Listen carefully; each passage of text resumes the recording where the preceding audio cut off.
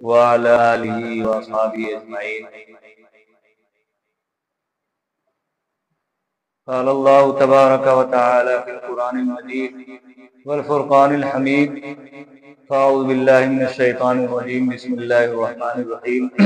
قل إن كان آباؤكم وأبناؤكم وإخوانكم وأزواجكم وعشيرتكم وأموال اقترفتموها وتجارة تخشون كسادها ومساكن ترضونها أحب إليكم من الله ورسوله وجهاد في سبيله فتربصوا حتى يأتي الله بأمره والله لا يهدي القوم الفاسقين.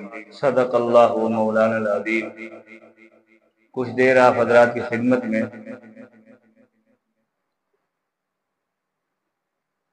دین اسلام سے متعلق کچھ کہنے سننے کی سعادت حاصل کر رہا ہوں. دعا فرمائے اللہ تعالی ہم لوگوں کو کہنے سننے سے زیادہ عمل کرنے کی توفیق عطا فرمائے. قرآن کریم کی متعدد آیات سے اور مختلف متعدد آیات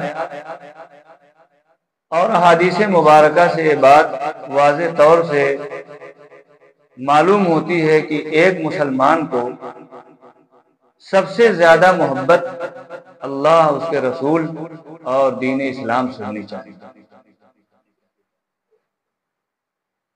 چونکہ اللہ کے رسول صلی اللہ علیہ وسلم سے اللہ تعالیٰ کو جتنی زیادہ محبت ہے دنیا جانتی ہے،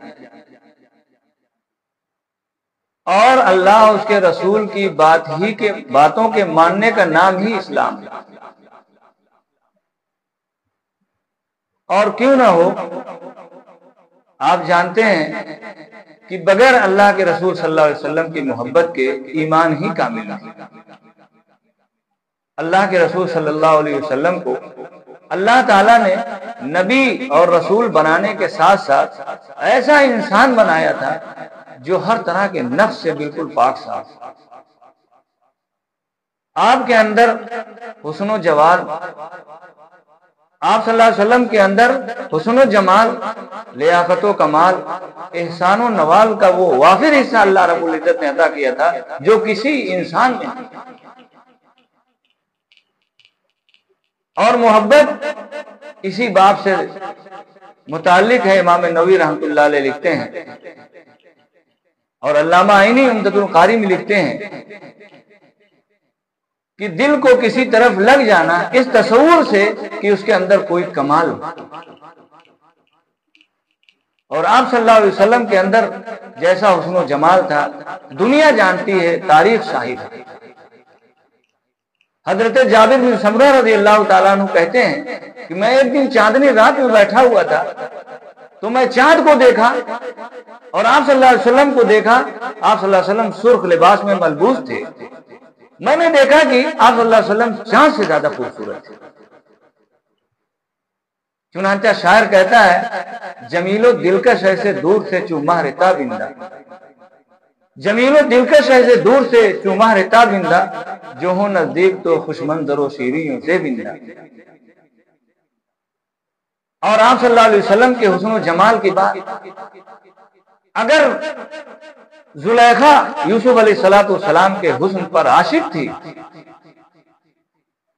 تو آپ صلی اللہ علیہ وسلم کے حسن کی بات حضرت ہند بن حالہ فرماتی ہیں کہ میں نے رسول اللہ صلی اللہ علیہ وسلم کو دیکھا کہ آپ 14ویں چاند سے زیادہ خوبصورت تھے.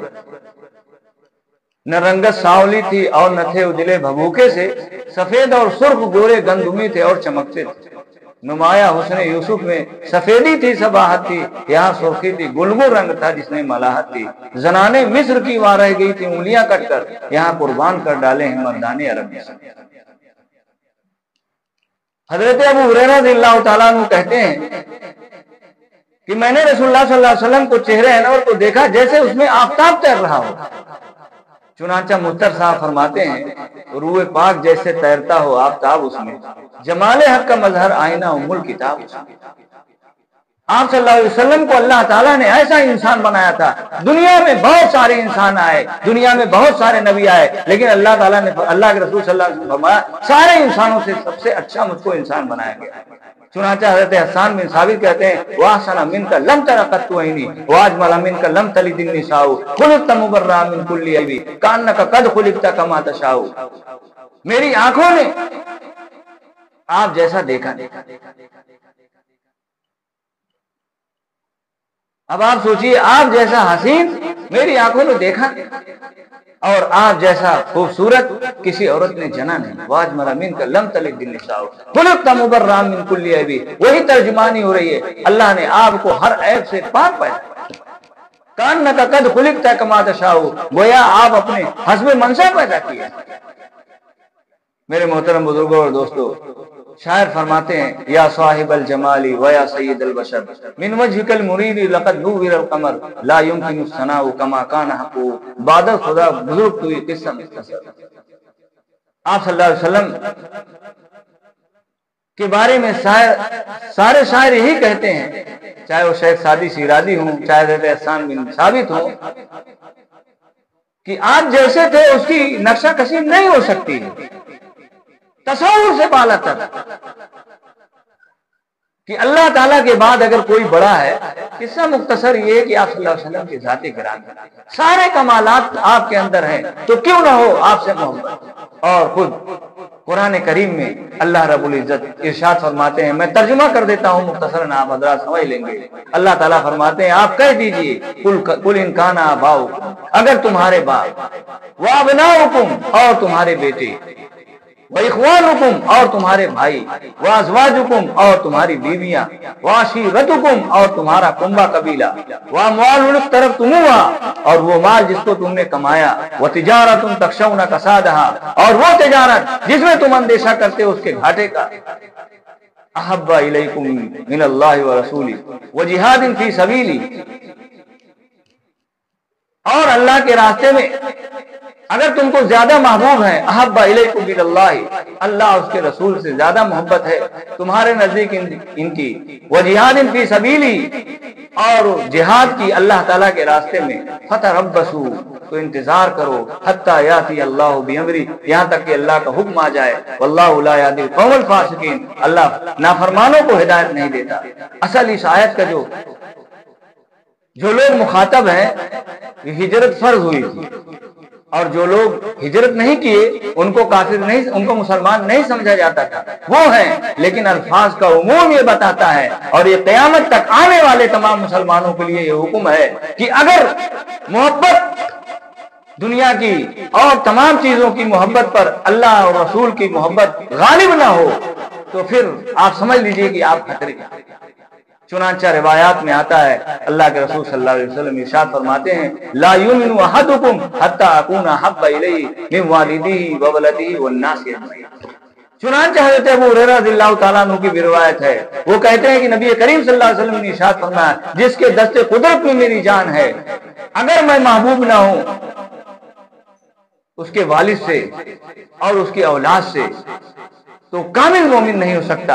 اور اسی طریقے سے حضرت انس رضی اللہ تعالیٰ عنہ کو بخاری شریف میں روایت ہے، دو روایتیں ہیں، سنن نسائی میں روایت ہے لا یؤمن احدکم تم میں سے کوئی شخص کامل مومن نہیں ہو سکتا یہاں تک کہ میں اس کے نزدیک محبوب ہو جاؤں، اس کے والد سے، اس کی اولاد سے اور تمام چیزوں سے. بہرحال حضرت انس رضی اللہ تعالیٰ عنہ کی روایت ہے کہ جن آدمی کے اندر، جس شخص کے اندر تین چیز ہو، اللہ اور رسول کی محبت سب سے زیادہ، اور من احب للہ اور اگر کسی سے وہ محبت کر رہا ہو تو اللہ کے واسطے کر رہا ہو، وابغض للہ اور اگر کسی سے دشمنی کر رہا ہو تو اللہ کے لیے کر رہا ہو، واعطى للہ اور اگر کسی کو دے رہا ہو، کچھ دے رہا ہو تو اللہ کے لیے دے رہا ہو، منع للہ اور اگر کسی کو نہ دے رہا ہو تو اللہ کے لیے، فقط استکمل الایمان تو اس نے اپنے ایمان کو مکمل کر لیا. تو حضرت انس رضی اللہ تعالیٰ نے فرمایا اللہ اور رسول کی محبت غالب، اور اگر کسی سے محبت کر رہا ہو تو اللہ سے محبت کر رہا ہو، کسی سے محبت کر رہا ہو تو اللہ کے واسطے کر رہا ہو، اور اس کو ایمان سے لوٹنا، ایمان سے پھرنا ایسے ہی دشوار ہو، ایسے ہی اس کو ناپسند ہو جیسے آگ میں ڈالے جانے، تو اس کو ایمان کی لذت اور حلاوت محسوس ہو. اور یاد رکھیے یہ بات، صرف یہ کام کہنے سے یہ بات نہیں چلے گا کہ ہم اللہ اور رسول کو جان و دل سے مانتے ہیں.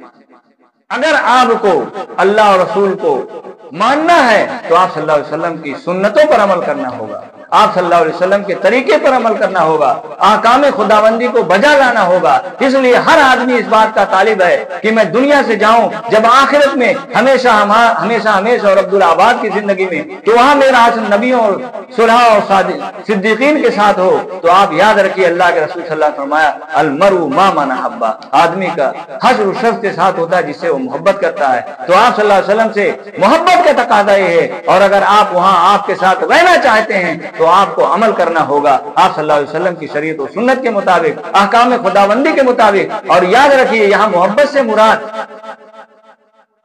محبت اختیاری ہے، محبت طبعی نہیں ہے۔ ایک فطری محبت ہوتی ہے جو غیر اختیاری ہوتی ہے، جیسے کہ اولاد سے اور بیٹے سے اور ماں باپ سے ہوتی ہے، لیکن ایک اختیاری محبت ہے۔ اگرچہ آپ کا نفس، آپ کی طبیعت کہہ رہی ہے کہ یہ کام، ہماری طبیعت نہیں کہہ رہی کسی کام کے کرنے کا، لیکن اللہ کے رسول صلی اللہ علیہ وسلم کا حکم آ گیا ہے، تو طبیعت اور عقل کو کنارے لگا کر اور اس کو اللہ کے رسول صلی اللہ علیہ وسلم کو کام کیا جائے۔ تو اس بات پر اگر اس بات کو چاہتے ہیں کہ ہمارا حشر انبیاء علیہ السلام کے ساتھ ہے، تو آپ صلی اللہ علیہ وسلم کہ کہنے سننے کے مطابق زندگی کو گزارنا پڑے گا، تب اللہ تعالیٰ خوش ہوں گے۔ قل ان کنتم تحبون اللہ، آپ کہہ دیجئے اگر تم اللہ سے محبت کرتے ہو فاتبعونی، تو تم لوگ میری اتباع کرو۔ یحببکم اللہ، اللہ تم سے محبت کرے گا۔ یحببکم اللہ، اللہ تم سے محبت کرے گا۔ ویغفر لکم ذنوبکم، اور تمہارے گناہوں کو معاف کر دے گا۔ بہرحال میرے محترم بزرگوں اور دوستوں، عمل کرنے کے لیے تھوڑی بات بھی کافی ہے۔ آپ ہی آرزو، آپ ہی جستجو، آپ ہی آرزو، آپ ہی جستجو، گلشن دل میں ہے آپ سے رنگو۔